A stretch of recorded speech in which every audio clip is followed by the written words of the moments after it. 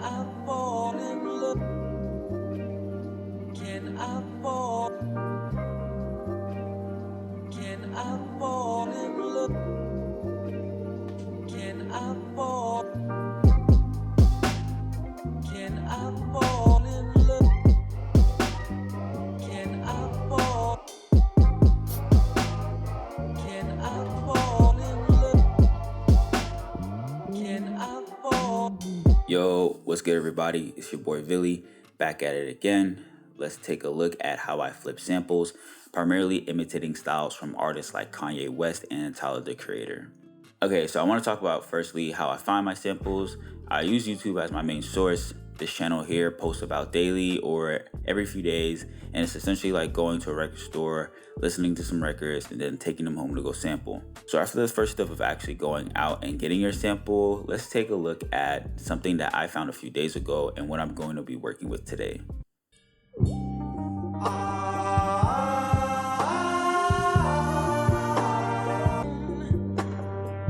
Can I fall in love with you?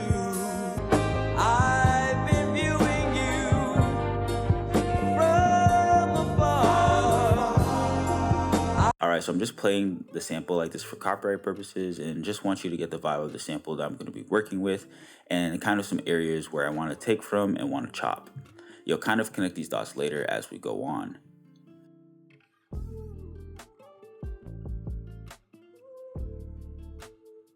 Some people like to use plugins to chop the samples for you, but I like to take a more personal approach and just listen to the full sample, listening for parts that I really think are interesting and coming back to them later. So now that I've found some interesting parts, how do I actually start the flipping process? You can extract stems in Fruity Loops just by clicking this button here, and then make sure your drums, instruments, bass, and vocals are all selected and then extract. It'll take a few seconds, but once it's finished, I'll show you what it looks like. Alright, so you can see that these stems of the sample are all extracted here. We have our drums, bass, main instruments, and our vocals. What I like to do is just automatically get rid of my drums. I don't usually use them. Then I'll mute my vocals and just really listen to the instruments and bass section. And then from here is where I actually go into the chopping process, listening for certain parts with the sample that I really like. So now that you've extracted your stems, you've listened to a few key places that are interesting, now you should find what exactly you want to loop. I'll walk through what I did with this sample, starting with this really simple bass line.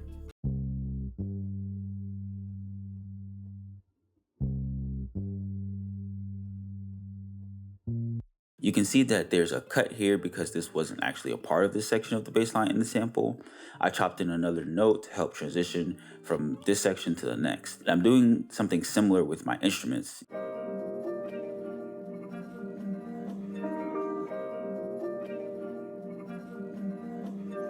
You can tell that this section is different from this one, and the purpose of that is to keep the listener interested and not make your chops repetitive. You want something that flows musically and has some sort of progression. I took this patch of vocals from the original sample's vocals, and I'm making it feel like it's chopped just by sectioning out certain syllables or words and then cutting it off. Chopping your vocals separately allows you to have a little bit more creative freedom when you're piecing together your instrument and bass chops. This part of the vocal section wasn't directly tied to the instrument and bass in the original sample, but it sounds like it is when I play it. Can I fall in love? Can I fall? So that's why I really stress that you should go in there, chop your samples yourself, and cut the pieces you want, because when you do that, you're able to piece together exactly how you imagine it should sound and not have to compromise. You're not trying to rely on software or anything to do cuts for you and being stuck with sections that don't really fit as well as you'd like. So moving on to the second part of the bass line that I chopped, one of the more interesting parts, and I'll let you guys take a listen.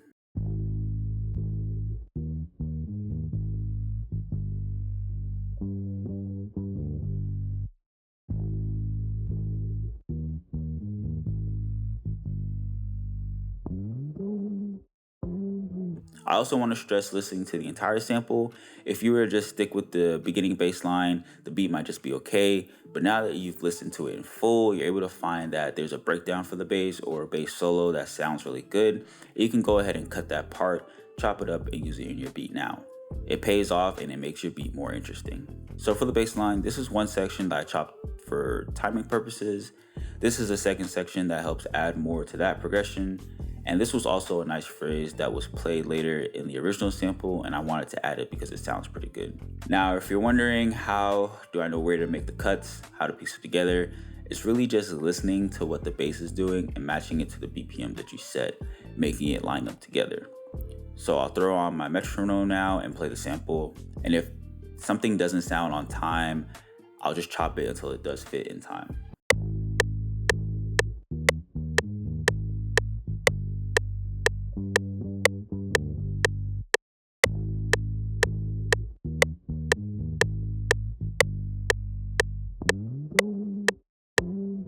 It's key to keep your cuts on time because when you add in other elements, especially like drums and stuff, it'll help keep your beat together and make it sound like one cohesive sound. All right, so in terms of sampling and chopping, let's take a listen to what I took from the sample.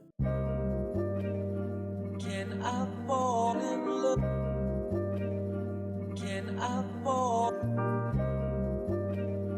Can I fall in love? Can I fall? Can I fall in love? Can I fall? Can I fall in love? Can I fall? That sounds really good to me, and it's a real difference from the original sample. It took some work, but the chops and the cuts I did by hand really paid off. Now let's finally get into the other elements and what I added to make this my own and make this unique. I'll start off with the texture bed. It's really just here to fill space, add a little bit of air candy with this accent, and add some good distortion into the overall soundscape.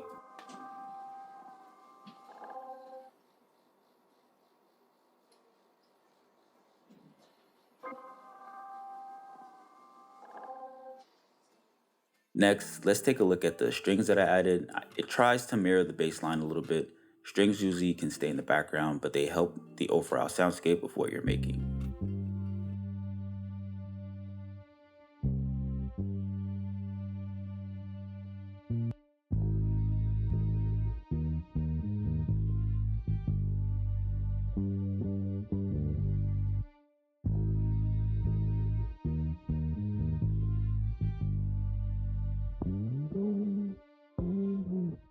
Next, let's add this guitar sample from Splice. I didn't want to put too much emphasis on it and wanted another element to complete the band-like atmosphere.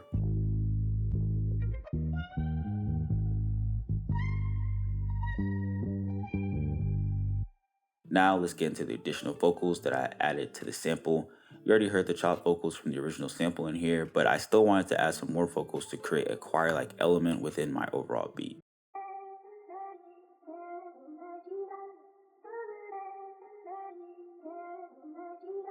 So this one specifically, I added it to help with the pace change between the first section and the second section. And the second one was really just to help build that choir element and really feel like an ensemble of voices.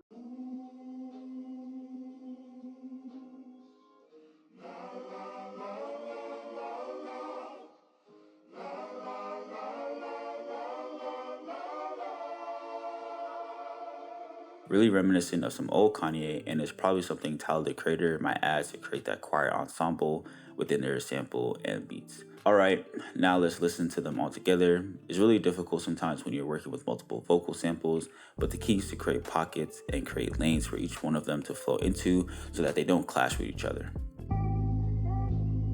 Can I fall in love? Can I fall? Can I fall in love? Can I fall? And lastly, we have our drum pattern, which are really simple hip hop drums, and the last element that glues everything together.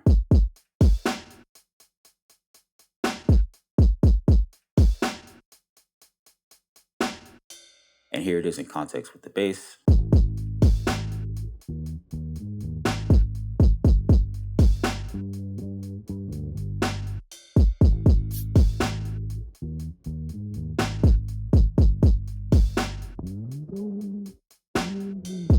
So now I've walked through all the individual elements of the sample. Let's go ahead and hear everything in context. Can I fall in love? Can I fall? Can I fall in love? Can I fall? Can I fall in love? Can I fall? Can I fall in love? Can I fall?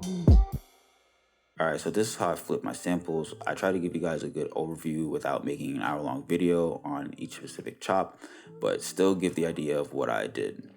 If you want me to do something that's a little bit longer, or if you want me to do like a live session, just let me know in the comments. But it's been your boy Billy. I'll catch y'all in the next one. I'm out. Can I fall in love? Can I fall? Can I fall in love? Can I fall? Can I fall?